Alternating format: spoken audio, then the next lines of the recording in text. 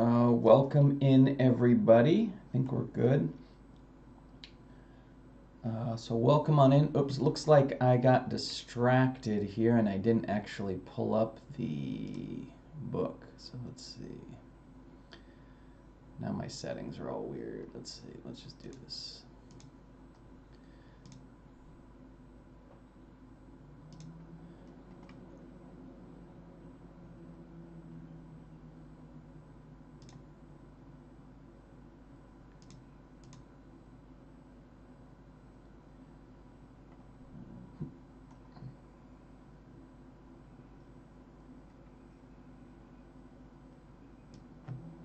I tried to have that book pulled up and ready to go, except when I got into my math lab, I noticed something that I wanted to change, which I'll talk to you about, and then I got distracted, didn't get the book set up. Okay, so we will move ahead with things. Welcome, everybody.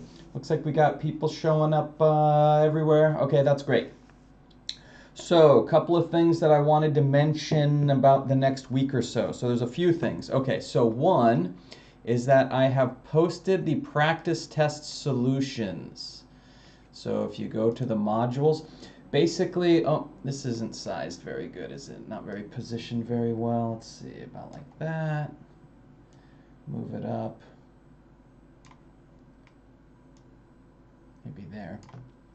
Okay, so remember where you go to get the practice test. Hopefully you've been working on that already. So if you go to practice exam 1 here and click it, notice that there now is a solution. So there's practice exam 1, and then there's practice exam 1 solutions, and then obviously you know what you're going to get if you see it. So this is just what I have worked out as my solutions. Basically, I sat down and took my own test. So a couple things you want to look at here. One is you want to make sure that you're learning how to do the problems, but also make sure that you're looking at how I answer the problems, because, you know, like look here how I'm very specific with my wording. G of x is narrowed by a factor of 3, shifted up 5 units, shifted right 3 units. See, I'm very specific. It's very exact about where that's going. If you know, I sometimes get people who are a little sloppier with their language, and I get things like, oh, it shifted 5 and shifted 3. Like, that doesn't really tell me anything. Shifted 5 and shifted 3. There's all sorts of different ways that you could shift things 5 and then shift them 3 that are not necessarily shifted up 5 units and right 3 units. You see that specifics there? So you want to be specific with this answer. So sort of if you're any less specific than like what I have here, it's probably going to be wrong. And then of course there's other, or at least you'll lose some points. And then, of course, there's some other transformations. Remember the negative that can flip the whole thing upside down? Remember to talk about that and go, oh, yeah, this graph is flipped because of the negative. Or, you know, put some kind of indication in there that's specific, because there's also, you know, there's an infinite number of variety of transformations and combinations of transformations that can be applied to this problem. So you want to make sure that you're answering it appropriately in a way that's going to get you full points, right? The average rate of change is just the slope. When you learn slope in algebra, you know, you heard this again and again. Rate of change, the slope is a rate of change, the slope is a rate of change. It just came up sort of nonstop. Just make sure you know how to do that. Basically, in this case, for this problem, what you have to do is you first have to find the points that we're using to get the slope. So you have your function and you have some x values. Well, what do you do when you have an x value and a function value and you want the y value? You just plug the x value into the function and then you get your y value. And I've done that twice here to give me 2 points. Once I have 2 points, I use the slope. That's my average rate of change. Okay, that's I think that's somewhere in chapter 2 where they talk about that. Put the following equation of the circle in standard form. Identify the center and radius.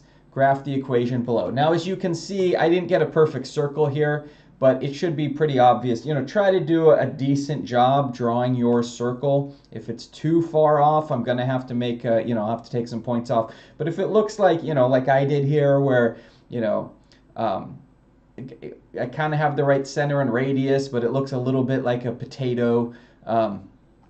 you know, do your best. Try to take some time to make it look right, but I can't really complain. I'm not great at drawing exact circles myself. But what usually goes wrong on this problem is people just not answering the question, right? So a lot of times, you know, look at what I've asked here. I want you to put the equation in standard form. I want you to identify the center and the radius. So I guess that's two things there. And then graph the equation below. But a lot of times what I'll get here is people will just graph the equation and move on. I don't have the equation in standard form. You haven't identified the center and the radius. Like, and when I say identify them, I mean label them, like right here, where it's clear. Oh, look, Dr. Frederick understands that the center is at 2, -3, and the radius is at square root of 8, which is 2 square root of 2. Remember to simplify those roots when you can. Okay, so, you know, it's clear. I've made it absolutely clear. I know what the center and the radius is. Separate from the graph, I can identify the center and the radius. I have the graph, and I've taken the, what do we call this form? I forget what this form is. And then we put it into the standard form right here that tells us the center and the radius. So that's what I'm looking for in that problem. Okay, here's a piecewise function.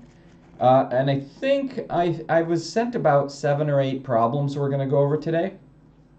And I think at least a couple of them have to do with piecewise functions. So we'll take a little bit of a look at that today. But just basically, you're going to have to graph a piecewise function. So make sure that you can do it. Okay, make sure that you can do that. Difference quotient problem. Highly likely you'll see this on the test. I don't remember since I wrote the test a week or 2 ago. But basically, you take your f of x plus h minus f of x over h. You plug in this function, and then you just simplify everything. Now, a couple things to look out for in this problem. One is when you put the x plus h in here and you square it, that does not become x squared plus h squared. That is a mistake that throws people off in this problem. Another piece that throws people off in this problem is, see how we have the minus f of x? So I have a minus sign, and then I wrote f of x. Notice how I put the f of x in a parentheses there? That's because if you don't put the parentheses in there, you're going to forget to distribute the negative into all the pieces, and then you end up with terms that don't cancel, and you have a huge mess on your hands. Okay, so make sure when you do the minus f of x that you apply that subtraction to the whole function f of x. Commonly, people will not write the parentheses, and they'll write minus 3x squared plus x minus 4, not distributing the negative to the second and third term of that polynomial. So make sure you do that. Okay, and then you can see how I'm multiplying everything out. Now here's the thing about the difference quotient. If you have done it correctly, you're going to reach a point, and that's the point right here with all these circles, where the problem starts to look like it's going to be a bit unbearable. And you're like, this fraction is huge. It's all out of control. Like, I'm supposed to keep track of what's going on in here. Here's the good news.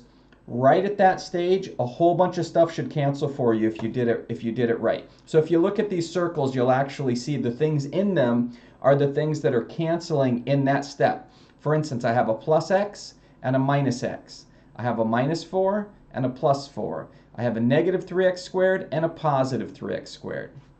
Okay, so a couple things going on. One, they're canceling nicely, but if you didn't, that previous step where I said make sure that you distribute the negative appropriately, if you don't, then you're not going to get your cancellation that you need to get in this step. And then it's just a huge disaster, right? It's a big dumpster fire that you don't want to mess with. So watch your negative up here, and then look for that canceling. Every term in this minus f of x piece here should cancel with something else earlier in the numerator. That's nice because we just went from having this numerator that had 1, 2, 3, 4, 5, 6, 7, 8, 9 terms in it. The next step, the numerator has 3 terms in it. So that's a huge improvement as far as simplicity of the problem that we're working on. So you want to make sure that you know what to expect when that step's going on, so you can kind of go, yeah, I think everything's working like it's supposed to. Okay. The last major mistake that I see in this problem is right here where you cancel your h's. So if you're, and I don't even like to use the word canceling. I find students use the word canceling and like a lot of times when students are thinking about canceling, they're not thinking about a mathematical operation. What a lot of students think about when they say cancel is, I'm going to cross things out that I don't want to be there. But that's not what canceling is, right? That's just wishes. That's just making wishes and sort of hoping that maybe they'll come true. What you need to do is division. That is what canceling is in a mathematical sense. So try to push yourself. Don't use the word canceling. Use the word division, because what I find is the students that I can get to use that word division instead of cancel, they know what canceling is and they do it right. So the wrong way to do this, I see this all the time, where someone will draw a line through these two H's here and go, hey, I just canceled those. And that's the example I'm talking about, where it's just, well, what's your mathematical operation? Well, canceling's not a mathematical operation. Division is a mathematical operation that we use in the process of canceling. This H is attached by a plus. So if you think about it, when you're doing a cancellation, you're dividing the top and bottom by the same thing.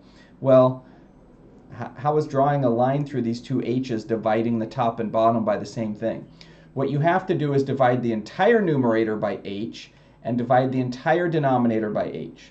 Well, what happens when this term gets divided by H?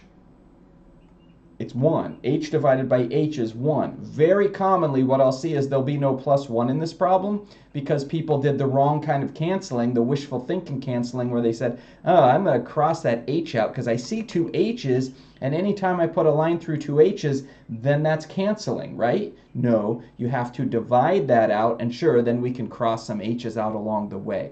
So make sure you understand why this H here becomes a 1. That is the most common mistake that I see on exams, is people will give me an answer of 6, at least for the students that pretty much know what's going on with the problem.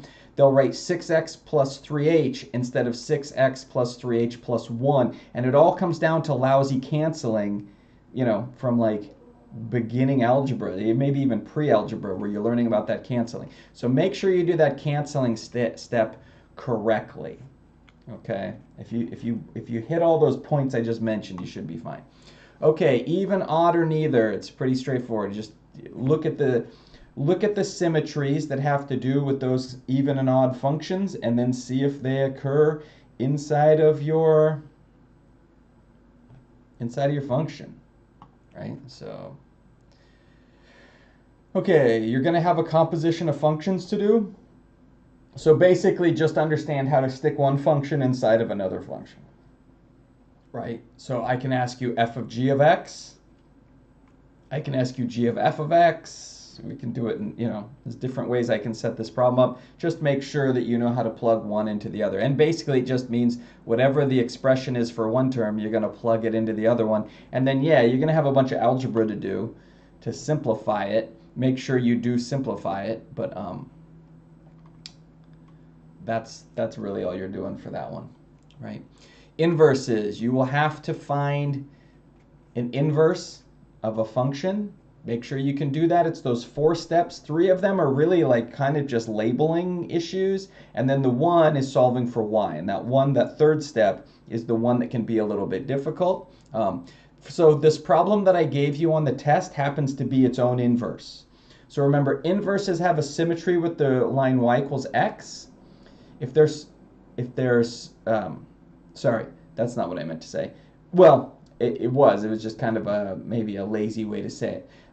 If you have a function and you reflect it across the line y equals x, you get the inverse, right? So this happens to be a very special case. The problem that I gave you here, the function is its own inverse. So sometimes that just happens. This happens to be symmetric with respect to the line y equals x, which means when you flip it, you get that same function back. It's its own inverse. That's allowable. That's fine. A function can be its own inverse. There's no guarantee that the one on the actual test you take will be its own inverse, but that happened here. So you can see I set the equation equal to y.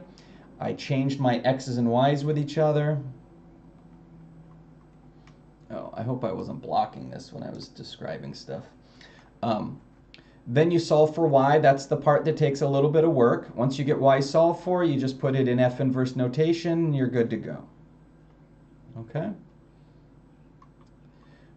This one, a lot of times people get confused about graphing stuff, especially when it comes to, you know, really making sense of your inputs and your outputs when you're looking at a graph. But, you know, I've kind of labeled it out here. This is one of those problems that I think the notation and stuff throws people off. The actual, like, relationship that we're trying to look at, the mathematics behind the scene, is actually not difficult at all. It's just getting to the point where you understand what's happening behind the scenes. Like once I have students figure out how this works, they get it right like 100% of the time, right? Or maybe they miss it just because of a careless, you know, not looking close enough at the number they were using. But once this idea clicks for you, you just be like, why was that ever hard for me? That's actually really easy. But I do know that students do struggle with this at first, and it just always comes down to thinking about, like, think about the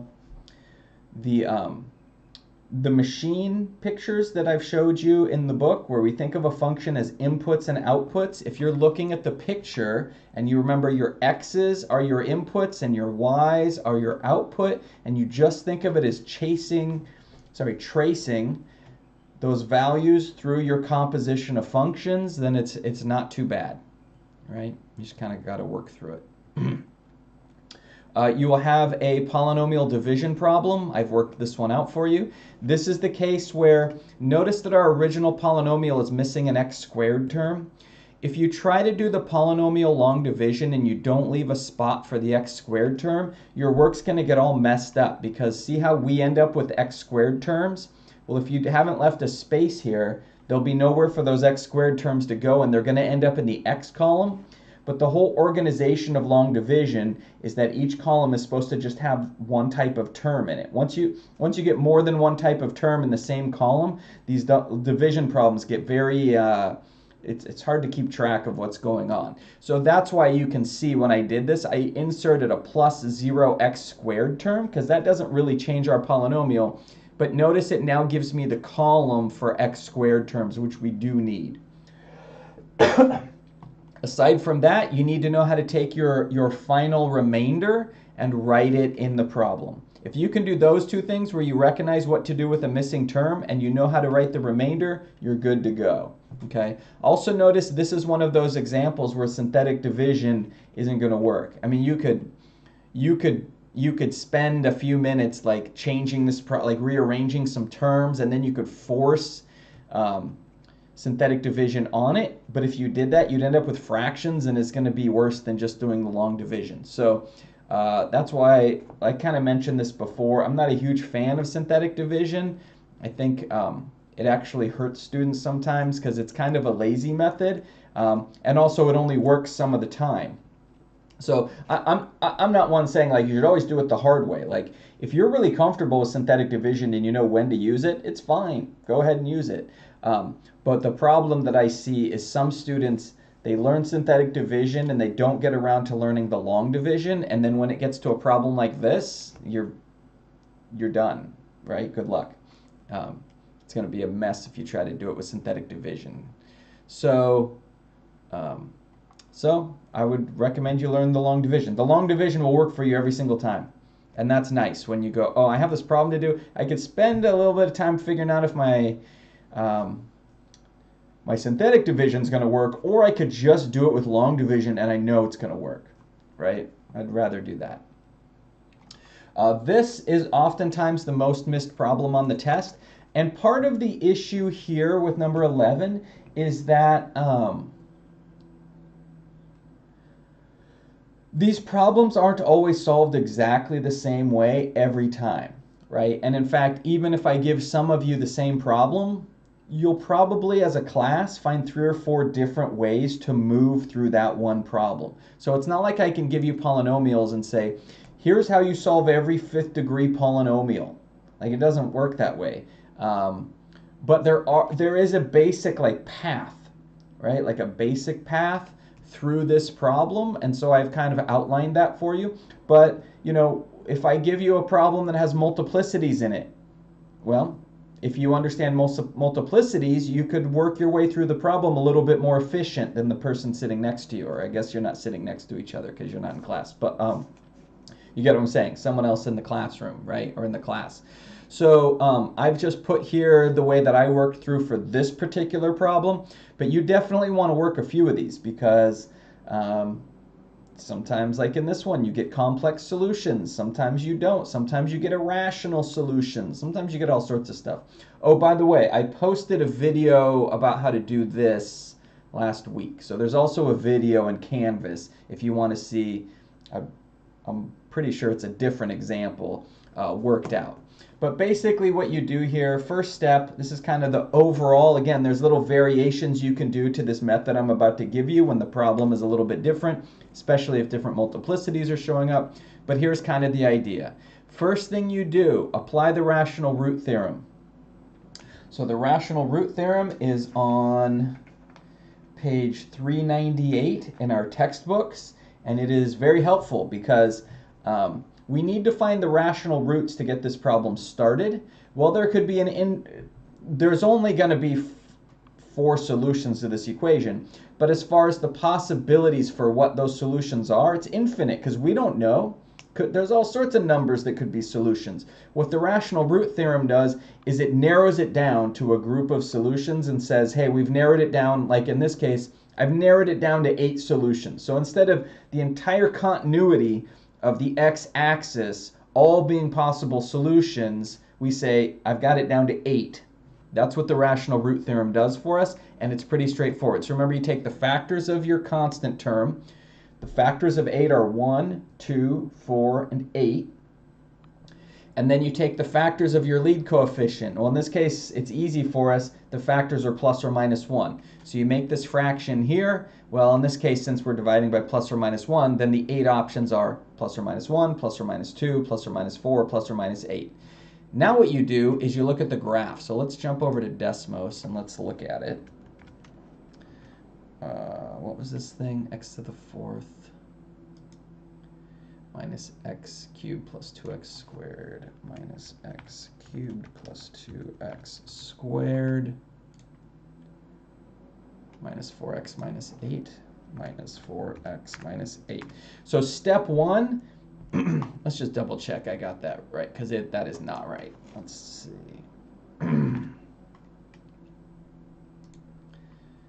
X to the 4th minus x cubed, 2x squared minus 4x minus 8. Okay, that looks better. So now what I do is I look and go, okay, well, if any of the things on this list are in fact solutions to this equation, oh yeah, good question. You are welcome to use Desmos during the exam. Right? Now, here's what I'll say. I'm grading what's on your paper.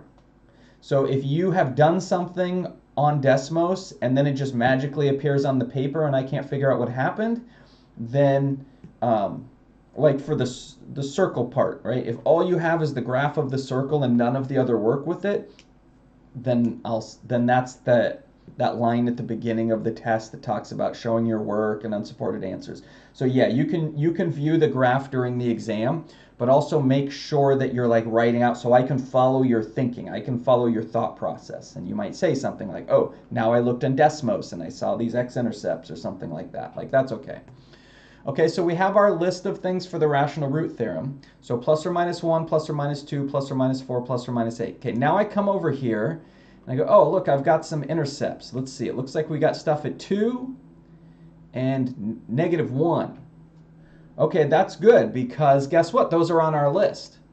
2 is on our list and negative 1 is on our list. So then I pick those out. So inspection of the graph shows promise at x equals negative 1 and x equals 2. Now, we're pretty sure those are going to be zeros because that looks pretty solid. We're not 100% sure. What if one of these is crossing at 1.9999999? Then we can't really assume it's 2, but we're pretty sure it's 2, right? So the way that you verify that and the way you progress to the next step are the same thing. That is, we're going to use division. Now, what I will say is if you use synthetic division appropriately and properly on this test, I'm not going to mark you down. Like I know I kind of I dog synthetic division a little bit, but I'm not going to hold it against you for using it. We have to teach it in the course, right? We have to learn it. So it's a tool, and you'll probably end up using it in calculus. So I'm fine with you using synthetic division. Just make sure you use it properly, because if you use it wrong, you're definitely going to get marked down. Okay? So basically what I do is I take the original polynomial and I divide it by our factor that's implied by x equals -1 being a solution. So remember, if x equals -1 is a solution, that means x plus 1 is a factor. So there's that connection there with where the sign kind of goes opposite, and some people get confused by that. So if x equals -1 is a solution, then x plus 1 is a factor. If x equals 2 is a solution, then x minus 2 is a factor. You see where those came from? I took them right from the solutions and said, well, that implies these factors. So then what I did was I divided those factors out. That does two things for us. One, when I take the original fourth degree polynomial and I factor out my x plus 1, I should get a remainder of 0. If I get a remainder of 0, then we know we were right about that factor leading to a solution. In other words, that x equals -1 is a solution. So that's one thing it does. It verifies for us we're on the right track. Also, what we're left with, notice that our fourth degree polynomial has now become a third degree polynomial. That's great. Whenever we can reduce the degree of a polynomial, it becomes less complex, right? So that's great. We just made it a little bit simpler to deal with, okay? So now I've factored out my x plus 1 factor. So now I take what's left and I factor out the x minus 2 factor. So here I just made it simple. I said divide this polynomial by this, but you're basically just going to do this up here. You're going to, either do the polynomial long division or the synthetic division in order to do these two lines that I have here, right? Does that make sense? Now notice, here's the key. Here's where all of these problems always get easy. So I took a third degree polynomial. I factored by x minus 2. My remainder came out to be 0, which is good. That tells us we're doing it right. And then look what I'm left with, a quadratic. That's great. You want to see quadratics in these problems because whenever the quadratic shows up, you're almost done. All you have to do is apply quadratic formula and you're effectively done at that point, right? So then I use the quadratic formula on the quadratic that's left. I get x equals plus or minus 2i, and now we have to collect all of our solutions. So remember, it's a fourth degree polynomial. Fourth degree polynomial implies I should have 4 solutions, and in fact I do. X equals -1, x equals 2, x equals plus or minus 2i, and it's just helpful to me, and you're more likely to get your full points if you just summarize your solution at the end. In fact, that's why these spots are kind of here. If you put your answer right here, then I'm not going to miss it, right? But if you put it, don't leave it for me to go hunt and find your 4 solutions. Just put them somewhere, either on the line or like I did it here, where it's not quite on the line, but it's clear. Oh, look, at the end, he took the 4 solutions and he put them right there, stating very clearly he knows what he's doing, right? So have your work, your supporting work, and then summarize it in some way, or put a box around it or something so that I know that's your final solution, right? If I'm looking at it and I can't figure out your train of thought, and sometimes students mess up and then they do the problem again, but then they don't tell me what their answer is. I see 2 answers on the page. I see the one time that's wrong and I see one time that's right, but you have to commit to one of your solutions in order to get full credit. So, this, how I have it written here would be fine, but don't do this where I'm supposed to interpret all your work. I mean, I will interpret, if this was off, where I interpret whether you know what you're doing, just summarize your final answer, okay? So have the supporting work and summarize the final answer. The last problem, find and label all intercepts and asymptotes. And again, label well, okay? Label fully detailed labels. So what do? We got a rational expression. So I just factored it so I could get a sense of what was going on over here. And this is one I see people trying to memorize stuff, and I really just recommend just understand your rational functions. So it's really hard to memorize the amount of things in a math class that people try to memorize. People are terrible at memorization. So it's not a good strategy, right? I see most people, and I think that part of this is the way that we teach K-12 in this country, math specifically, is that we teach people that math is really just a bunch of things to be memorized. And that's really unfortunate because that's not what it is at all. That's actually the antithesis of what we're supposed to be teaching in mathematics. But unfortunately, you know, for many reasons, many reasons, social reasons and economic reasons and all sorts of reasons, people get through K-12 with different levels of education and different qualities of math education. So don't try to memorize all this stuff. There's just too much, right? You're not going to be able to memorize everything without understanding it, at least in some way. So a problem like this, I see some students struggle. If you just kind of understand the basics of rational functions, this problem is not hard at all. Like mathematically speaking, you can do all the math that's on this page before we even started this class. The only new thing is understanding why we're doing these steps, right? So the y-intercept, well, just ask yourself, what's a y-intercept? Oh, a y-intercept is where my x is equal to 0. See, nothing to memorize, just think about, like, look at the graph. Where does a y-intercept occur? Well, that must be where x is 0. My x is 0, that's the only way to get a y-intercept. So y-intercepts are easy to find, you just plug 0 into your function. If we do that here, we get -2 over -3. That simplifies to 2/3. So our y-intercept occurs at 0 2/3. In fact, let's graph it when we're done, and we'll see all these pieces come together. Okay, x-intercepts. Now, how am I supposed to get x-intercepts? X-intercepts are where the y value is equal to 0, right? That's how you get on the x-axis, is that your y value is 0. That's not a thing you have to memorize. You can get that by just looking at it, right? You go, oh, well, if I was going to be on the x-axis, I have to have a y value of 0. I can see that just by looking at the graph. So then what you do, where am I? So think about, okay, so if this whole thing is equal to a y value, when is a fraction equal to 0? A fraction is equal to 0 when the numerator is equal to 0. So what do? I literally set the numerator equal to 0 and solved it.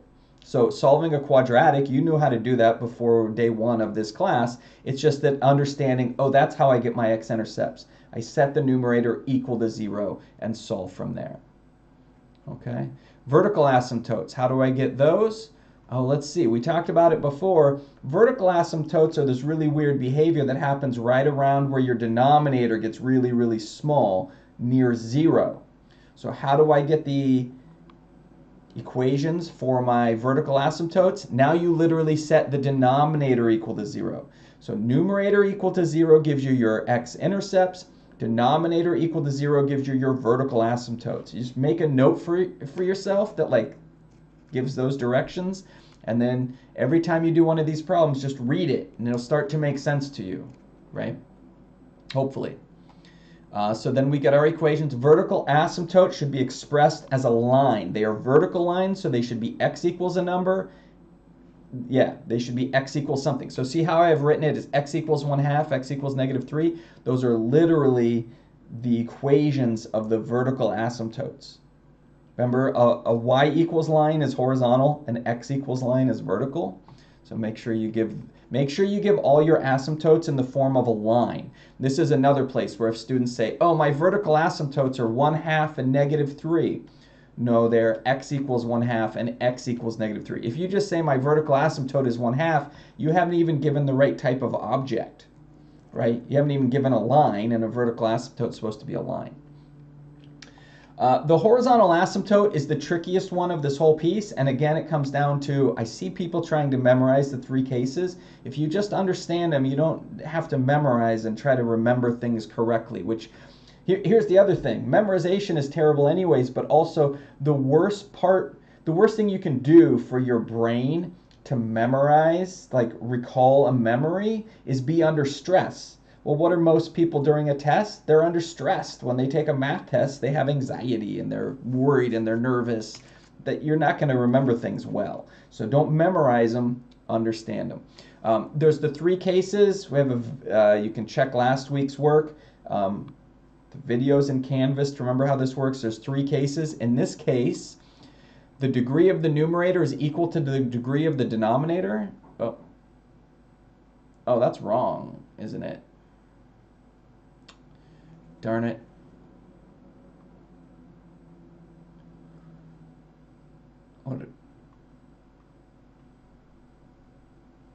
Oh, yeah, this is incorrect. So make note of that there's a mistake here. This should actually be the ratio of the two coefficients here, which is 1/2. So our horizontal asymptote should be 1/2. And here's how we can know. Let's graph the thing. So, oops. So x squared minus x minus 2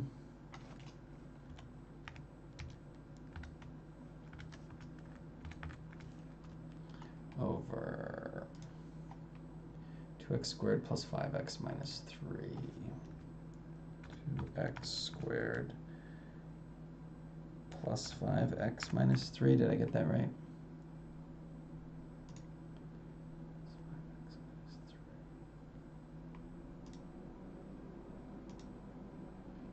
Okay, so this is what this should look like now. So we can see, what did we get here? We got vertical asymptote is at 0.667 is a decimal approximation for 2/3. So we can go, oh yeah, that worked out. There's my y-intercept. What about our x-intercepts? Do those look right? 2 and -1. 2, -1. Yep, those look right. Remember, show your work on this, right? Don't just look at the graph and go, oh, there's the x-intercepts. Like, show me where that work came from if you want credit. The vertical asymptotes, x equals 1/2 and x equals -3. Let's see. X equals 1/2, x equals -3. Right? Yep, those look like my vertical asymptotes. Again, see how Desmos is making me write them as the equation? If I just told Desmos, oh, 1/2, it's like, what are you talking about? What is, well, it's still got it because of, oh yeah, it's not even there anymore, right? Because it's like, what do you mean 1/2? What is that? And as soon as I go, oh, x equals 1/2, it goes, oh, you're talking about the vertical asymptote. I mean, it doesn't know it's a vertical asymptote, but it's graphing the line. You see what I'm getting at? And then you can see where my mistake was made. I was just, apparently that slipped through. I should have caught that right away. So y equals 2/3 is incorrect. So now we have a horizontal asymptote, so that should be described as y equals, and let's just say I put this here, y equals 2/3. You can, well, it's actually kind of hard to see, but if you look close, you can start to see, oh, that doesn't look right. It looks like my blue line is actually above my line. I think maybe I messed up here. That's probably why I didn't see it right away. I didn't look close enough. Whereas if we make this y equals 1/2, it looks a little bit cleaner. If you zoom out, it just looks better. That's a hard one to catch. That's why it slipped through. Because I actually did this morning when I was writing this up, I actually checked it all by looking. I graphed everything, but 1/2 and 2/3 are close, so it's hard to see on the graph. But I would have lost points if I had graded my own practice exam. So make sure that you in fact, I'll go make a note right now that this is wrong. Let's do that. So that's problem 12. Okay, so let's come out of this here. Let me edit this.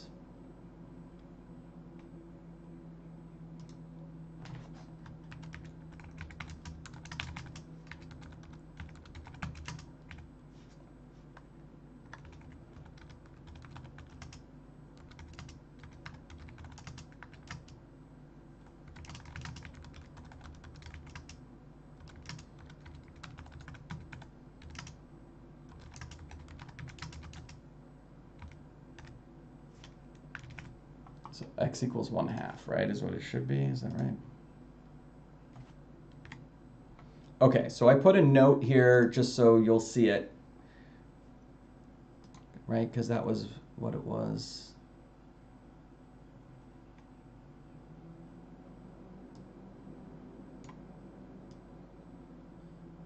Number 12. Yeah, okay, so we've got it noted there. There's an error. And then that's the last problem. So the very last thing on the entire thing, I made a mistake. Almost flawless. Okay.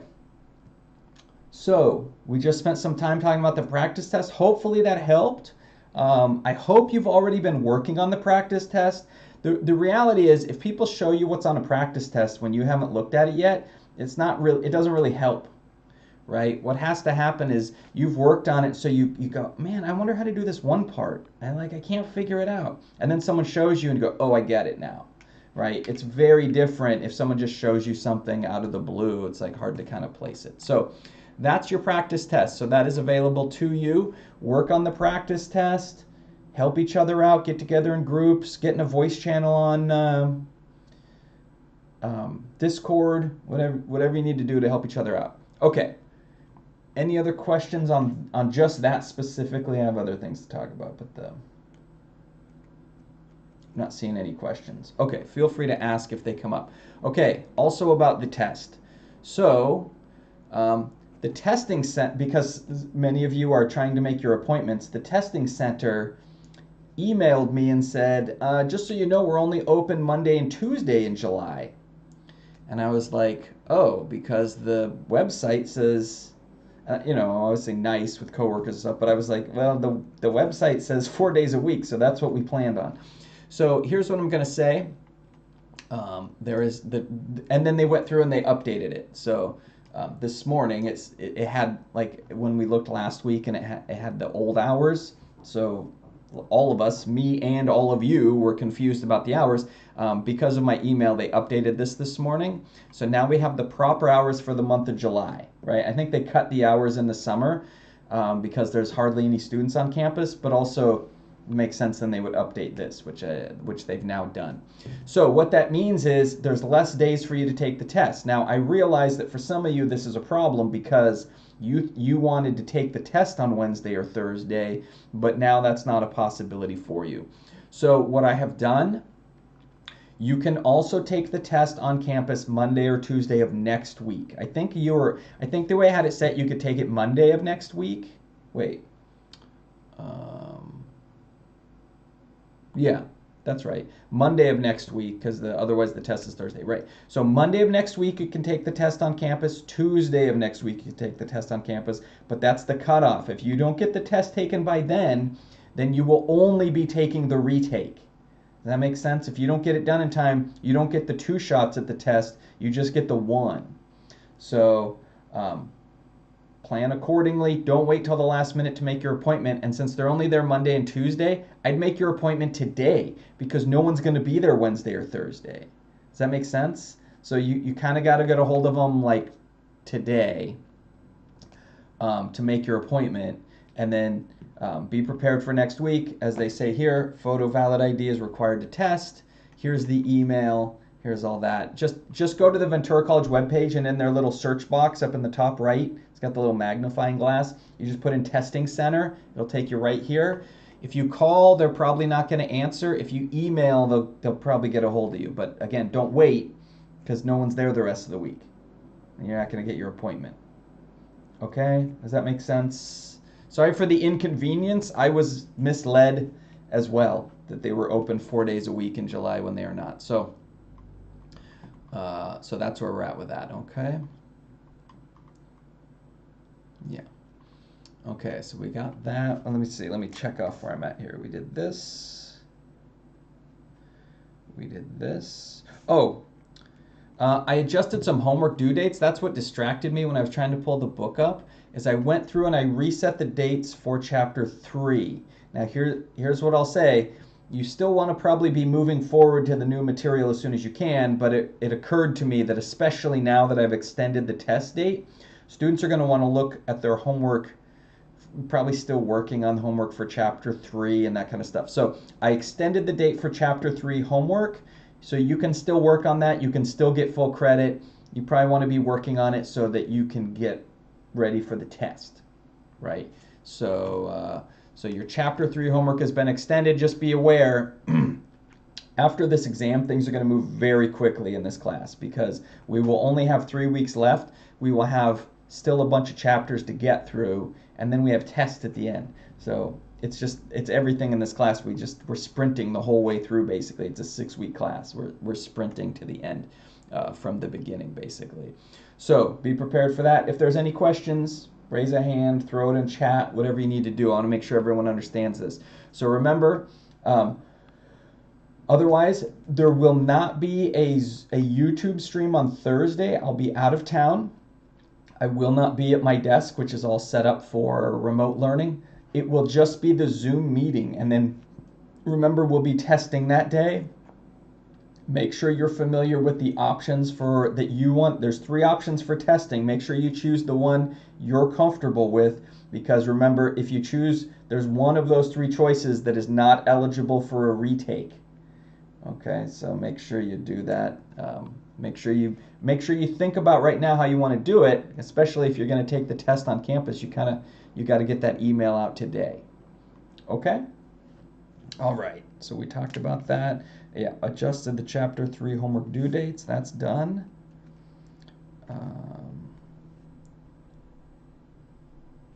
I have a number of problems that students asked to see, which I'm going to go over for a little in a little bit here. And then, also I have to cover Descartes' rule of signs because it's required, and I don't have a video for it. So we're going to talk about that first, because I have to be able to say, yes, I taught Descartes' rule of signs. Like it's on the course outline, so I have to be able to say that I taught it. But what I will tell you is Descartes' rule of signs will not be on any test in this class. I refuse to test on that question. It's sort of, in my view, it shouldn't even be in this course. But it is, and I have to teach it. So here's where we're at with Descartes' rule of signs. There's a baby catching money. Let's see. Little baby catching money there so he can go to college. Let's see. Chapter. Let's see. Actually, I just want page 405. I think it's here. This is kind of interesting, actually. The little story they give you at the beginning of chapter or section 3.4, I find it kind of interesting. People that have big math drama where they literally are like there's some famous duels in mathematics where people had like famous mathematicians were having disputes and they like ended up, having a duel. There's literally like people dueled over like math disagreements and stuff, but I don't think that was one of them, but there were times where literally people dueled over stuff. Okay, here it is, Descartes' rule of signs, the next page. Okay, Descartes' rule of signs. René Descartes, great scientist, great mind, a lot of philosophy, also, great. Nothing against Descartes' rule of signs in general. I'm not sure that we need to teach it.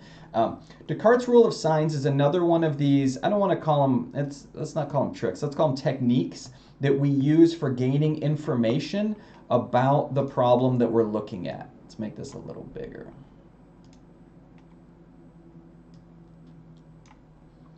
And Descartes' rule of signs is just one of these techniques, just like the rational root theorem, right? The rational root theorem is a way for us to, sorry, I'm trying to find the right size so this will fit nicely on the screen. The rational root theorem was a nice way for us to get started in that problem. Was it 10 or 11 or something on the test? It's a nice way to get into that. Rational root theorem, very easy to implement early. I find Descartes' rule of signs a little too confusing to remember exactly what's going on. Also, I think it's fair to say that never in my life have I used Descartes' rule of signs to solve a problem. That doesn't mean I couldn't have, but I just feel like the toolbox of all these other tools we're using is big enough that, at least for the kind of problems that we're solving in this class, Descartes' rule of sign is a bit over complex and really not as helpful as some of the other tools. So I know there seems to be differing of opinions. I've talked to some professors that agree with me. Why are we teaching Descartes' rule of signs? And then I've had other professors that are like, it's so important. I've never run across a situation where I needed it, and I have a PhD in math. But also, a certain area of research that I didn't need this kind of stuff. So Descartes' rule of signs is just this kind of, it's a little bit complicated. You have a polynomial and it has real coefficients. The number of positive real zeros of f is either the same as the number of sign changes of f of x or less than the number of sign changes of f of x by a positive integer. Okay, you got to kind of stop and go, wait, what did he just read? What does that all mean? Yeah, it's a little bit convoluted where like when I'm doing this Descartes rule of sign problem, I have to stop and like read really carefully and go, okay, what? Oh, that's right. That's what we're doing, right? It takes a little bit. Rational root theorem, once you get good at it, you're just kind of blasting through it. But and then there's the two cases. So basically what they mean is they take your polynomial in standard form and see how you get a sign change when the, like, from 3x to the 7th to negative 2x to the 5th, you get a sign change. From negative 2x to the 5th to negative x to the 4th, no sign change. From negative x to the 4th to 7x squared, sign change. So basically what you do is you count those sign changes, in this case 3. That tells us that there are either 3 positive real zeros or 1 positive real zero. We don't know what the zero is. We just know that there's either 3 or 1. Okay? And you can see the different outcomes for these different problems. So can Descartes' rule of signs be used? Sure. Some of you may use it more in a calculus setting where, you know, in calculus you get into more complicated problems than say you get to an algebra. Okay? And then when you get through calculus and you're in, say, linear algebra differential equations, you're going to get into problems that are more complicated than calculus.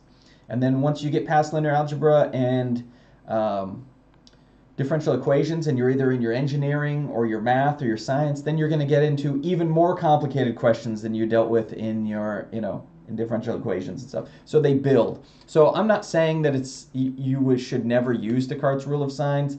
It's just one that, like, I don't. It's low on the list when I'm looking at my toolbox for what I should use for a problem. That Descartes' rule of signs is so low on the list that I really never end up having to get to it. But so you've now been taught. And like I said, I will not test you on Descartes' rule of signs. There will not be, not on this test, not on the final, a problem where you have to use Descartes' rule of signs. If you want to use it as part of solving that one, like, 4th or 5th degree polynomial, be my guest. Just make sure you use it correctly. There's nothing wrong with using it, but I'm not a huge fan of it. Okay, so that's Descartes' rule of signs. I just want to make sure I taught you that because there's not a video on it that I've posted, and actually maybe there is, but anyways, we've gone over it. Okay. Okay, let's look at some questions that were requested.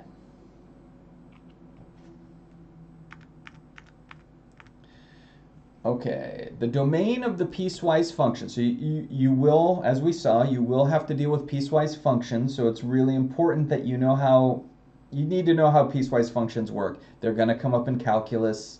They come up in this class. You're going to see them, right? So we have our piecewise function. We want to graph the function first, and then we want to use the graph to determine the function's range. Okay, so they're telling us the domain is negative infinity to infinity, and we can kind of already see that it looks like it probably, yeah, that would sort of be the implied domain, would be that it's from negative infinity to infinity. So remember how you read these? There's only 2 possible outputs for this particular function. Whatever number you plug into this function, what you get out is either going to be 5 or it's going to be negative 5. That's the only options. 5, right? We don't have any variables in here. If this was 5x, then sure, you could get all sorts of stuff depending on what x was. But there's no variable in there, meaning the output for these functions is either a 5 or a negative 5. How do you decide if it's 5 or negative 5? Well, over here, you look at the condition on the x value. So let's say I wanted to plug in x equals 0. And then I have to decide, let's see, is 0 less than or equal to negative 1? Or is 0 greater than negative 1? 0 is greater than negative 1, so that means I'm in the, when x equals 0, I'm using the bottom rule. So that means my output for 0 as an input should be negative 5. Okay. What if I want to put 10 into this function?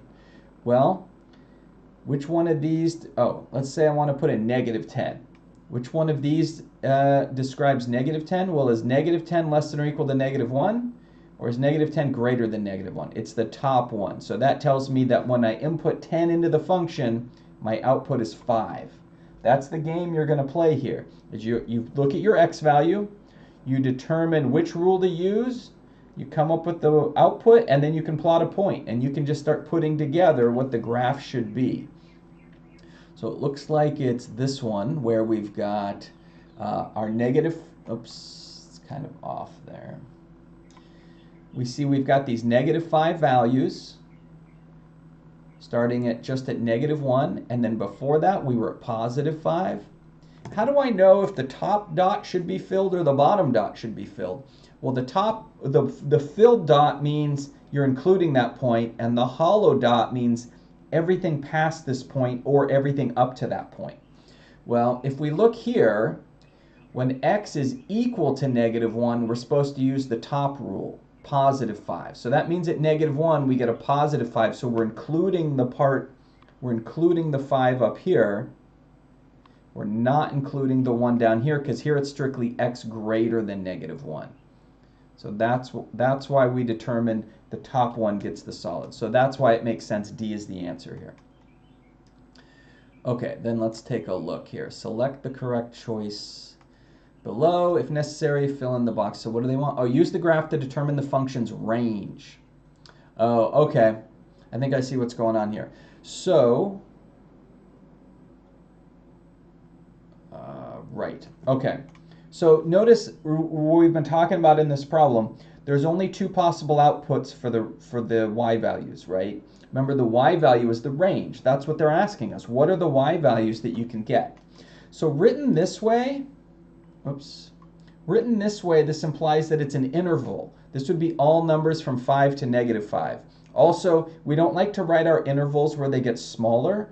You should always write, unless you're, okay, there's a couple times in calculus where you're going to write your intervals backwards, but you do it in an intentional way. Like at that point, you'll know what you're doing about writing your intervals backwards. It's for when you want to integrate backwards, which you almost never want to do. But I'll just say you'll probably see this in calculus where you use a backwards interval. But every other situation, your intervals should always have the smaller number on the left and the bigger number on the right. And I realize the person who did this was probably not intending to write an interval. That's the issue. But I'm just letting you know, when you write intervals, smaller number on the left, bigger number on the right. Just think of it oriented the same way as your x-axis. Small on the left, big on the right. Okay? So I think what they wanted here, instead of writing this as an interval, I think they just wanted it written, as the values, because it's not from 5 to -5, it's 5 and -5. Those are your two choices. So let's see. Yeah, it liked that answer better. So to the person who asked that, I think it was just that you had those parentheses in there, and I'll assume you understand why it was not an interval, because like 3 is between 5 and -5, but we never get 3 as a y value on the chart, right? So it makes sense it was only those two y values. Hopefully that was helpful. Okay, let's look at the next one. Determine whether the graph of the equation is symmetric with respect to the y-axis, the x-axis, the origin, more than one of these, or none of these. So what I would do is I would put this into Desmos.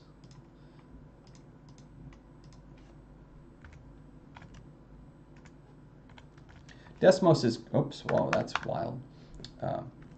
Desmos is great at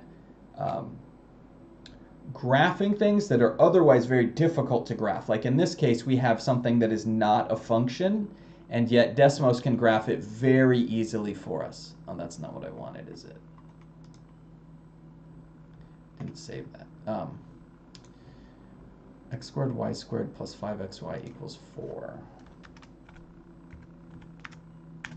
So you can see here, this thing is definitely not a function, right? So we've already kind of got some issues with a kind of neat looking thing, but it's not a function, right?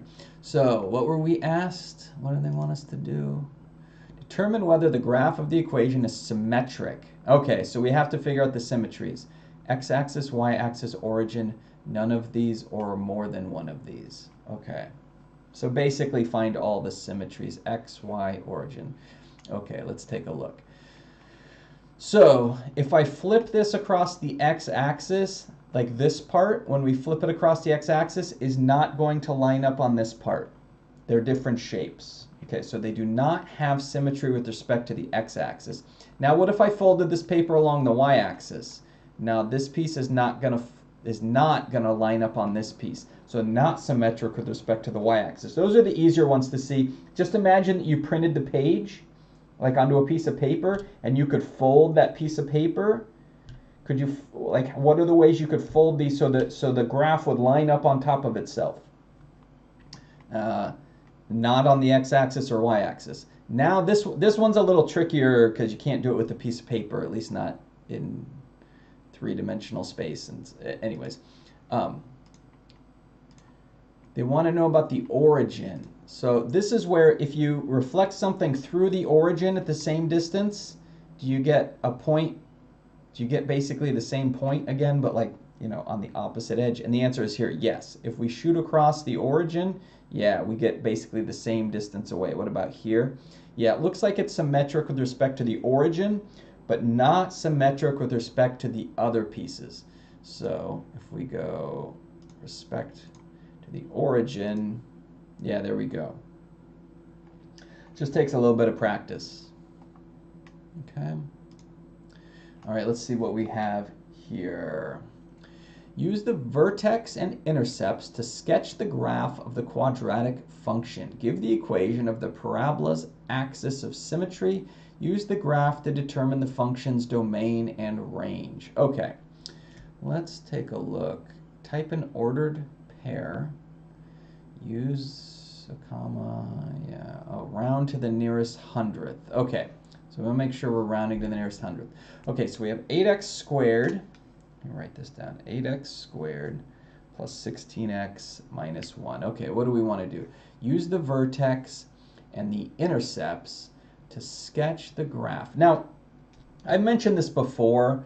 Overall, like some of these tools, they can be helpful for sketching, but like at the end of the day, the sketching of the graph is not really the most important part here, because we can throw it into Desmos, and you know, in real life that's what you do anyways, right? If you're ever graphing something complicated, like this crazy thing, you're not going to sit there plotting 100 points by hand. You're going to throw it in Desmos and look at it right away. But even when you throw a graph into Desmos without understanding, you don't really know what's going on with that function because you haven't done all the work to really understand that function. Otherwise, calculus wouldn't exist. We would just throw everything into Desmos and go, oh, game over, I can see the graph. Calculus, you learn a ton of tools for analyzing the graph that you can see in Desmos. So Desmos is very helpful for visualizing, but it's not the complete story, right? So, okay. So basically what I would say is we're going to look algebraically at finding the information they want, but you don't actually have to graph the thing. Obviously, they don't even have you pick the graph, right? So let's look at a couple. How did we do this? There's a couple different ways you can do this problem. So let's go. Depending on what examples you look at in the book, they show you some varying techniques. So 8x squared plus 16x minus 1.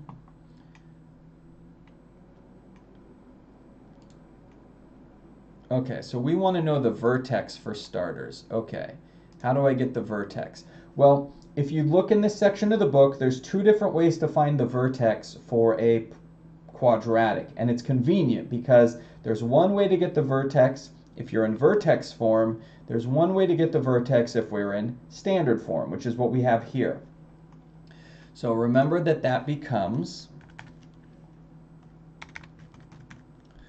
what we want to look at is the formula negative b over 2a, where remember these problems are, these look like ax squared plus bx plus c. So when we talk about a and b, whenever we're talking about a quadratic and someone starts talking about a and b, it's understood they mean from this, where your a is your coefficient on your x squared, b is your coefficient on your x, and c is your constant. We just assume that we understand that because that's how the quadratic formula works, so we just kind of use that in general. So for my problem, or our problem here, or whoever's problem this was, let's see, so b is 16, so this would be negative 16 over 2 times a, which is 8. Okay, so negative b over 2a equals negative 16 over 2 times 8. Yep. So that's going to be negative 16 over 16, or the whole thing just comes down to negative 1. This gives us the x value of our vertex. Okay, so you go, well, wait, that's only half of what I need for the vertex. Where's the other half of what I need for the vertex? Well, that's easy. If you remember, we talked about this earlier. You use this all the time, and I see students get stumped on this all the time where they're like, how am I supposed to get like the other part? If you have a function and you have an x value, to get the y value, you just plug the x value into the function. So all we have to do here is stick negative 1 in. So we're going to have 8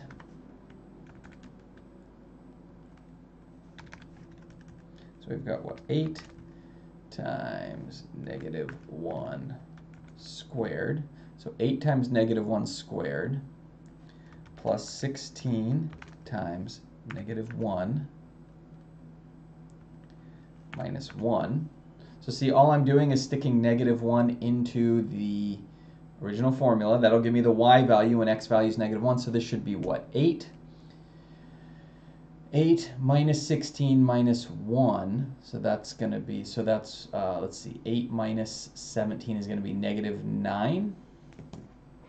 So it looks like it's going to be the vertex is at negative 1 comma, what was it, negative 9? 8 minus 17, yeah.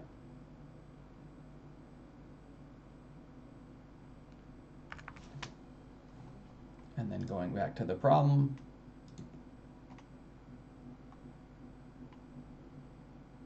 Oh, right. So I think we got that. Okay.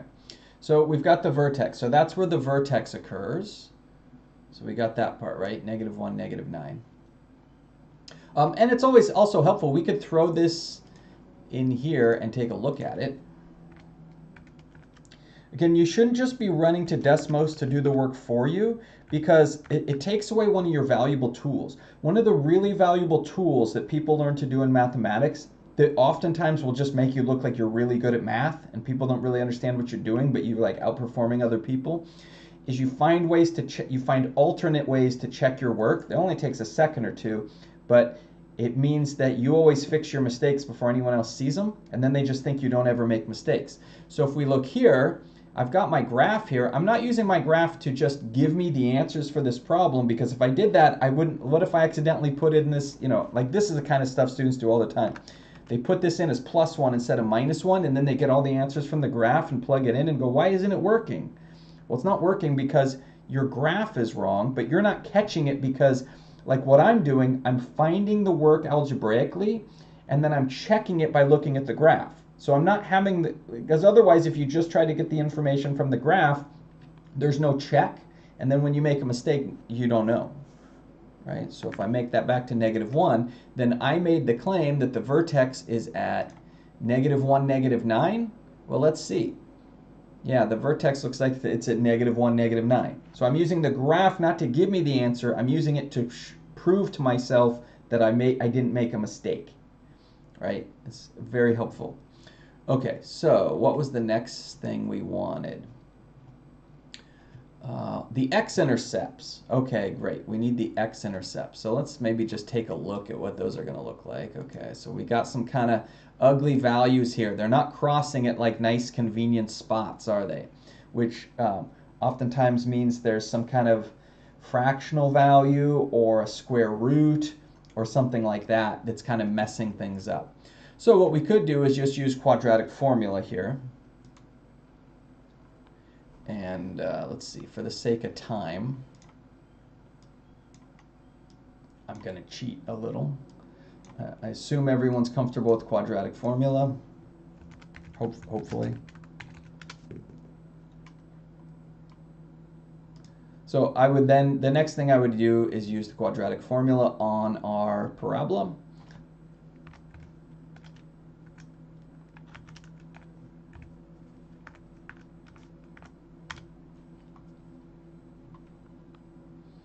And it looks like, oh, the answer is kind of a mess.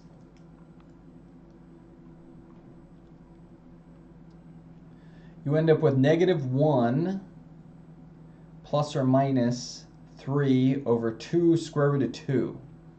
So then basically what you're going to do is throw those into a calculator, and then, like, because what they're saying in the problem is type an ordered pair, use a comma to separate answers as needed, round to the nearest hundredths. So you would get your answer, -1 minus 3 over 2 root 2. You put that in a calculator, get some approximation, and put it in here. So, oh, right, and I think maybe the answer here, so the way this person answered, I think they wanted this rounded to the nearest hundredth. I think maybe that's the issue.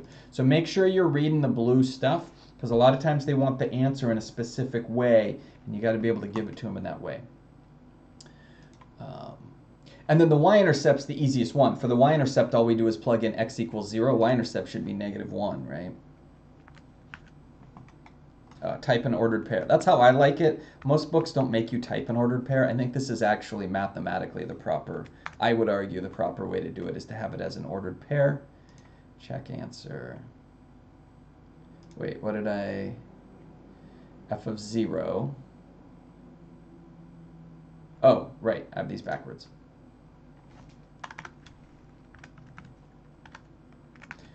Sometimes when you're talking math at the same time you're typing math, and they don't always line up right.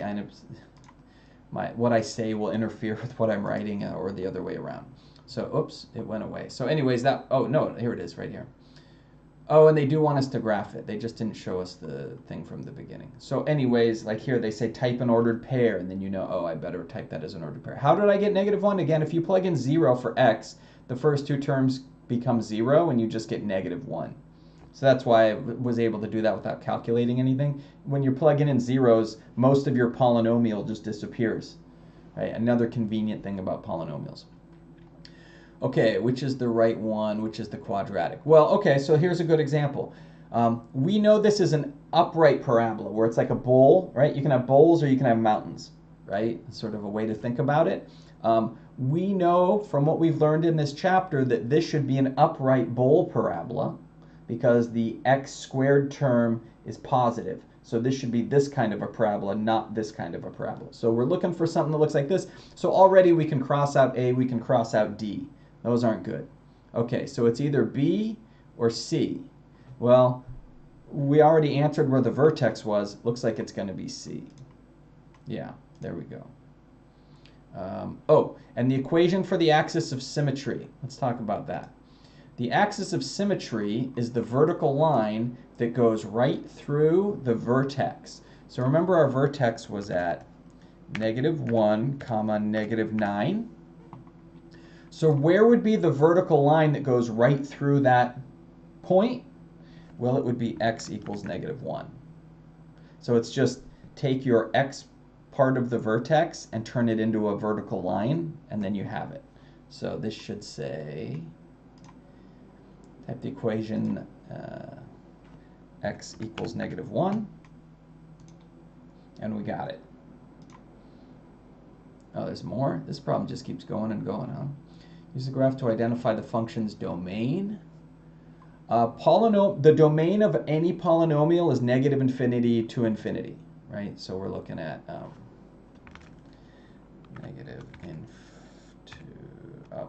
wrong software, -infinity to infinity. The range now, if we look at the range, well, the lowest y value we get was that -9 occurring at the vertex, and everything bigger than that, like if we think about it here, let's get rid of this. Any y value above this vertex is a y value on our graph. Anything below it is not. So that means that our range, the y values, go from -9 to infinity. So that should be our answer here.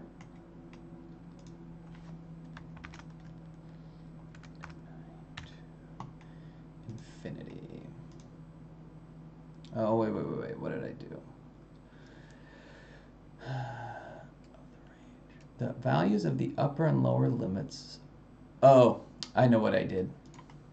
I didn't include that lowest value of -9, did I? Should be a square bracket to include the -9, not the open bracket, because then we wouldn't be including the -9. That's what I did wrong. Okay? So that's how that problem works. See how we're going. Here's another symmetric one. This one should be pretty straightforward because it's just a line. So I'm going to leave that one open for students to play with since we talked about a similar one. I think maybe this one will make more sense. Just graph it on Desmos and then take a look at it and go, okay, what if I printed this off and I folded it on the x-axis? Would it line up? What if I folded it on the y-axis? Would it line up? What about the origin? I'll let you play with those a little bit on that one. Let's see. I think we'll probably get to all these, but I just want to make sure I get to the different ones just in case. Yeah, and we already did it. We kind of looked at the difference quotient problem from the test. I already gave you some details on that, so maybe we'll skip this one then. And let's see, which of these are the ones I want to do? Only because of time. So let's see, what does this one say? Select the correct choice below if necessary. So what is it? Open intervals on which the function is constant. Type your answer in an interval, use a comma. Okay, I think maybe the problem here is just an issue of not having a comma. Yeah. Okay, so to the person who asked this, you gave 2 intervals, but you didn't put a comma in between the intervals. I think that's all you did wrong. I think that's the only issue there. So it's just a matter of that. And I know when they say use a comma to separate answers, we think of like, oh, well, I'm using commas in there, but that's like not really separating the answers. That's like inside of a single answer, right? I see how that could be a little confusing. So hopefully that makes sense to everybody. All right, what do we have here? Given the function, complete parts A through C. Find the inverse. Okay. Find an equation for f inverse, which in this case, it will not have an inverse.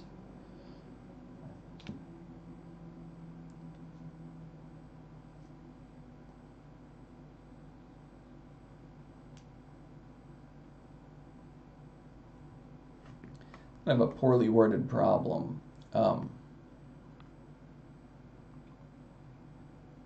Oh, there they go. Yeah, for x less than or equal to 14. Okay, it will have an inverse. They took care of it. I was just sort of still taking in the problem, like making sure I understand all those details, and I didn't notice at first. They did restrict the domain here. So yeah, this will have an inverse. So let's take a look. I'm going to show you how to do something like this, all right, or at least how to like work your way through it if you're not sure how to do it. So x minus 14 squared for x less than or equal to 14. Okay.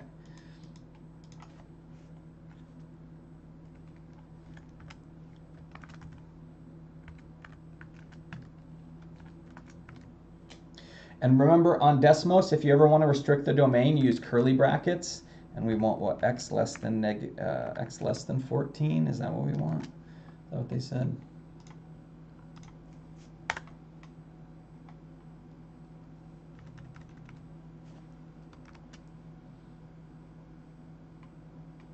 Why does it keep doing that?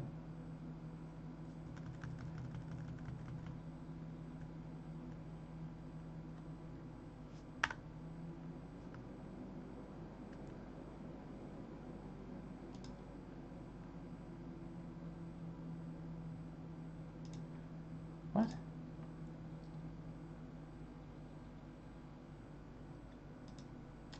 Okay, I don't know what it's doing. Let's just try this again.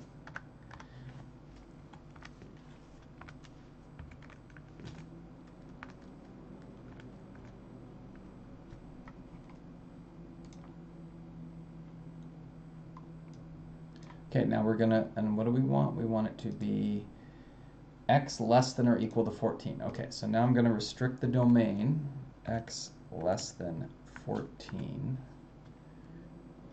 All right, I don't know what it was doing before with those weird curly bracket stuff. So the thing is, if you take a parabola and you've reflected across the line y equals x, you get a sideways parabola, it's not gonna pass the function test. So what they do is they restrict this. So instead of being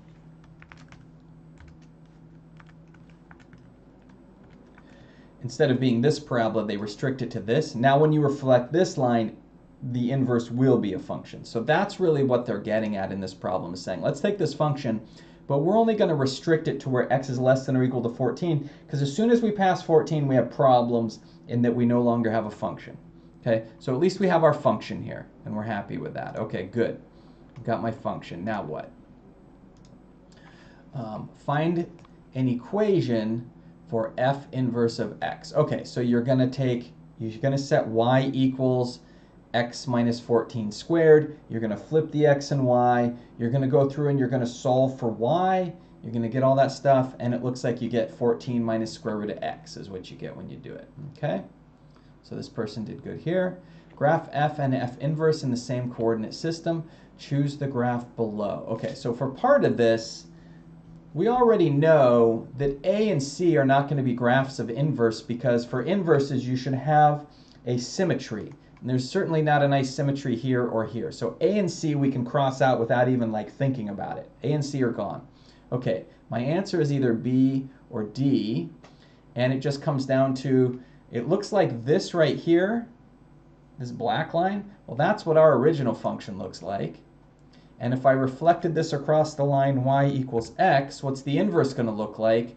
Well, it's kind of going to, I don't know, it's kind of hard. Some people are not as good at visualizing this kind of stuff. Imagine if you took that, what if that black line was a bar that you could like spin and it would rotate the green part? If you just spun it around 1/2 turn, what would you be left with? And it, to me, trying to visualize this, I believe you'd be left with this red line. Yeah, so like this person marked, B is the right answer there. So you can kind of eliminate choices along the way as you're picking things. Okay, state the domain and range of f and f inverse using interval notation. Okay, so it looks like all these, maybe this person figured this out. It looks like they ended up getting everything right. But, so let's just take f of x first. So the domain for f of x is going to be -∞ to 14. And the y values will be 0 to infinity. So that's your domain and range. So -∞ to 14, 0 to infinity. Okay, good. Now f inverse, if we look at that, you know, you sort of want to go through, and so you're just going to play the same game where you graph what your f inverse is and then look at the x's and y's to see what the domain and range are. Okay? So same game. All right, and then this one, so write a piecewise function that models the cellular phone billing plan described below. Let x represent the number of minutes used and c of x represent the cost for those x minutes. Then graph the function. Those of you who are going on to applied calculus, and I know there was a number of you, we do this all the time in that class. You figure out price functions and price demand equations, and they'll give you a description in a problem and say figure out the cost function, and you have to go through and do that.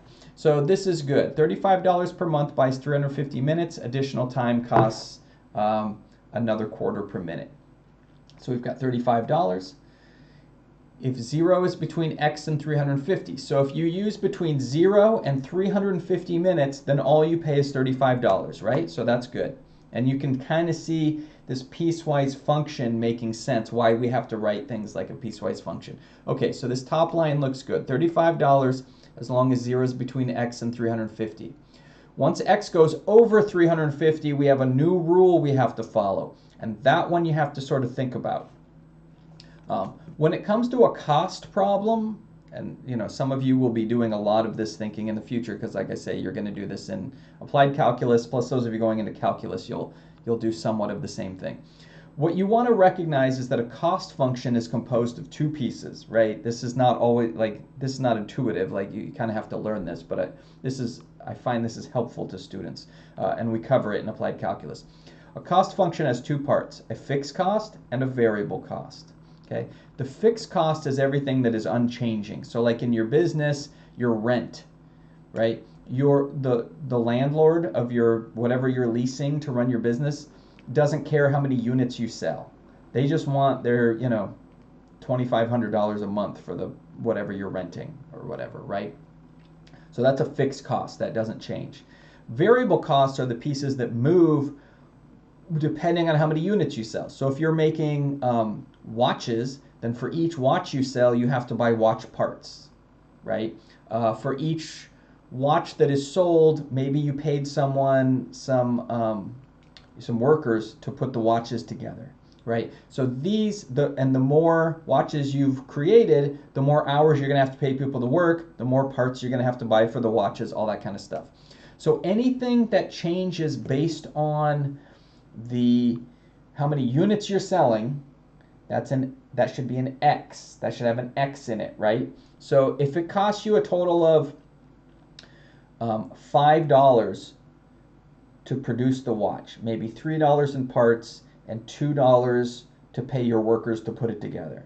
So then for if you sell X watches, the variable cost is 5X, because you're paying $5 for each watch you sell. So if you sell 10 watches, 5 times 10, that's $50, right? So generally your cost function is going to break down into a fixed cost that doesn't change and a variable cost. And if you separate those in your mind and sort of like, I find it's helpful. I do that when I read a problem. I go, okay, what are the parts that are my fixed cost? Okay, add those together. What are my parts that are my variable cost? Okay, I combine those appropriately and we put it together. So what is the variable and fixed cost here? Well, the fixed cost is the $35 you paid initially, and then you're also paying a quarter for each minute, in this case, each minute that you spend on the phone. So if I make this, yeah, it should be 35 plus 1/4 X. So someone must have gone back and answered it correctly. The correct answer here is 35 plus 1/4 X. Okay. Is how that one is. Let's move that over there and go here. Okay. With that said, let me catch up here. So I talked about, we did those. I did that. Okay, so we've got roughly 10 more minutes, 12 minutes, something like that. I'm going to go over stuff in chapter 3 that I think you need to know about. So 3.6, polynomial and rational inequalities. I find that's just watch the videos. Like, I could explain it to you here, but I basically would just be saying exactly what's already in those videos. So I would encourage you to go. We should have some in there. I'm trying to remember. Oh, I remember whose videos they are. That's one where I used Chemistry Tutor. This is one of the big math videos. One of the big personalities on YouTube. Like his math videos have a huge number of views, and they're pretty good. But it's not obvious. A lot of times people try to solve inequalities like the same way that we would solve equations, but with inequalities you can't do that, because remember, like, you can't divide by a negative. If you divide by a negative on an inequality, it flips the direction of the inequality around. Well, if you're dividing by x, how do you know if that's positive or negative? It depends on what x is, right? So we have a different set of rules we have to do. So don't try to apply your normal algebra to an inequality problem. They don't work that way. Okay, so but there's videos here showing you how to do each one. Just pay attention to those. Excuse me. They're not too bad, but you do have to pay close attention. And I find students trying to like cut steps. To do 3.6, where you have the inequalities, you have to make a sign chart. And I don't know why, it's really hard to get students to make a sign chart. They're always trying to skip the sign chart step and just finish the problem without filling out the sign chart. There's two problems with that. One, I see it leads to a lot of mistakes. So it's like, just do the problem the way you're supposed to, and you're not going to make those mistakes. Secondly, one of the reasons we're teaching you this is the sign chart is the whole point of it. right? That is, in calculus, those of you, whether you're in applied calculus or you're in the engineering calculus, you are going to be making sign charts. So you kind of have to learn how to do them now so that you're good at them when you're in calculus. So please just do like the chemistry tutor videos show you, make the sign charts. And then, because it happens where, you know, in this class we try to teach people and people are like always trying to do it without the sign charts and they get the problems wrong. And then the double whammy is that when I'm in calculus trying to teach those people how to do calculus, they can't do the sign charts because they didn't do them right in college algebra, and then they can't do the calculus problems. So see how sometimes like being lazy with one concept, it like carries forward, right? It like pays forward, and that you keep getting punished for that inability to do that one type of problem. So just follow along what the book does for their examples, follow along the videos, and you should be fine with the inequalities. Let's see, rational functions in their graph we kind of talked about earlier, where you know, if you can just kind of get yourself to understand and remember those basics, the numerator set equal to 0 gives you your x asymptotes, just combine the two things, ignore what I just said. The numerator in a rational function, you set it equal to 0 to get your intercepts, your x-intercepts. You set the denominator equal to 0 to get your vertical asymptotes, right? Once you can do that, you have a lot of that kind of put together.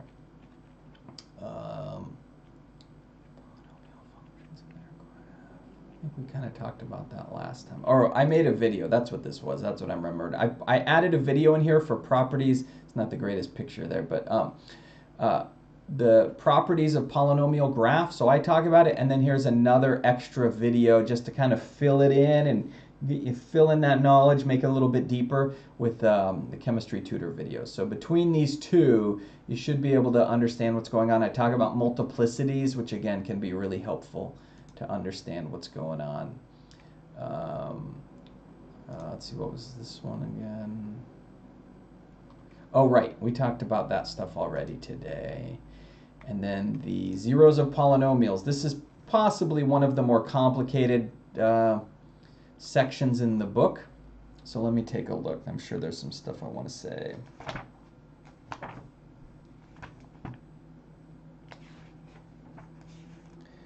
Zeros of polynomial functions. Let's see, we talked about the rational root theorem. I showed you that earlier. Definitely helpful for getting started in these problems.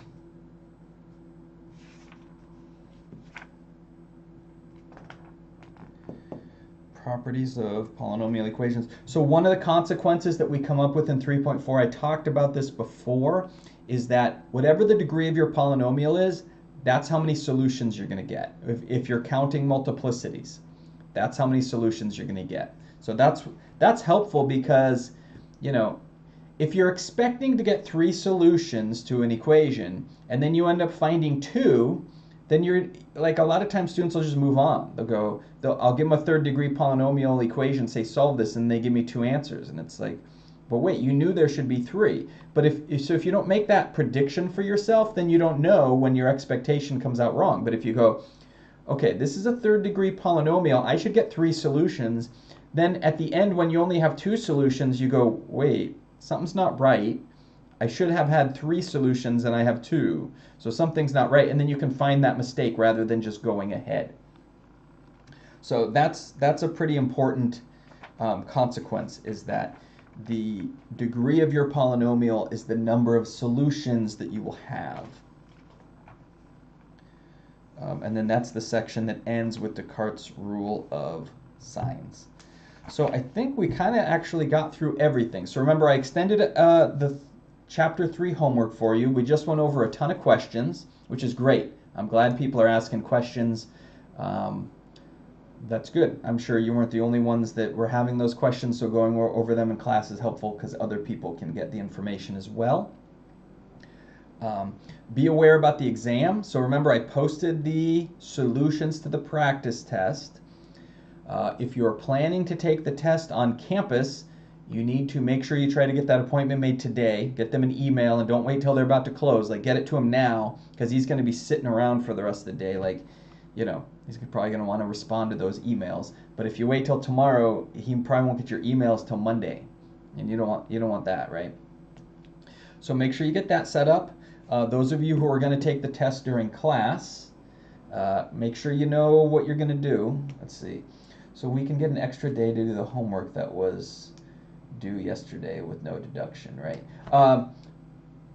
The chapter, yeah, I have extended the chapter 3 homework due date, and so there is no penalty if you continue to work on chapter 3 at this time. That is correct. No deduction if you keep working on those problems. Also, it only, the way I have it set up, when it gives you half credit for late homework, it only gives you half credit on the problems that you did later. So the problems that you had already done, you still get full credit on that. It's just that the problems you do afterwards, if you go back and do more, you only get half credit on the new ones that you've done. So you're not going to like lose points for working on a homework, right? It gives me the choice, and I always have it set up so it only gives you half credit on the stuff that was actually late. Okay, and we're supposed to have a 10-minute break, and we generally just take that at the end. So we really should get out at 1:40. So clearly at 1:36, I don't have time to start a new topic. Plus, I think we kind of got to most of the stuff. Okay, so I will have the test available. I will post it a little bit before the test on Thursday. Remember, Thursday will be Zoom only. I will post that test. I'll give you about 15 minutes ahead of time so that you can print that test and be all ready to go at noon. So if you come in at like 11:45, the test should show up, and then you can worry about your printer. And I sort of, if I had my way, I'd never have to touch or interact with another printer again in my life. I'm not a big fan of them. My printer seems to have a mind of its own. So I know they can be kind of a pain. So I'm giving you, a little bit of time. Try to make sure now that the thing will actually print for you, that you have paper and all that kind of stuff. Then you'll have a little bit of time. And then those of you taking it during class, I'll see you during class. And then I'll tell you about what to do when you're going to kind of show me the paper. And then you got to scan it and get it uploaded. Okay, let's see. Will we need to show up this Thursday for attendance purposes or anything else if we are taking it? Okay, great question. No, so this Thursday, you only need to show up to class if you're taking the test during class. Okay? Otherwise, you won't be punished or penalized or anything like that for not attending on Thursday, because you may be taking the test in an alternate way, basically. Okay, yeah, good question. Any other questions or concerns from anybody?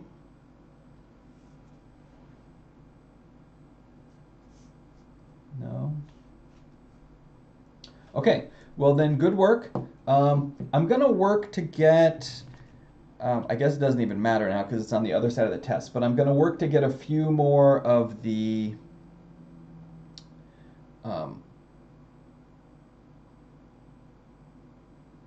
sorry, lost my train of thought. I'm going to get a few more videos uploaded for chapters 4 and 5 so that those of you who are ready to move ahead after you take the test can start looking at that stuff.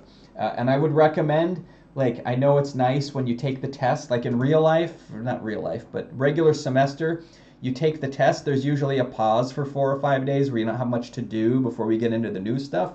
We don't have time for that in the summer, so I hate to say it, but if you've completed the exam and you feel like you're good with that material, start plowing into the new stuff, because there's a lot of it in 3 weeks, so you definitely want to try to get into that.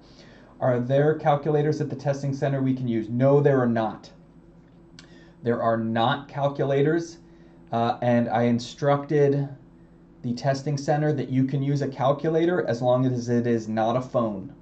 No phones allowed, and they wouldn't do it anyways. They wouldn't let you use your phone even if I told them you could. They just have a no phones rule at the testing center. So and they do not have calculators. So you have to bring your own calculator. You have to bring your own writing utensil, and you have to bring an ID, a photo ID, so that they know that you're not, your brother who has works at JPL as a space engineer, designing satellites or something.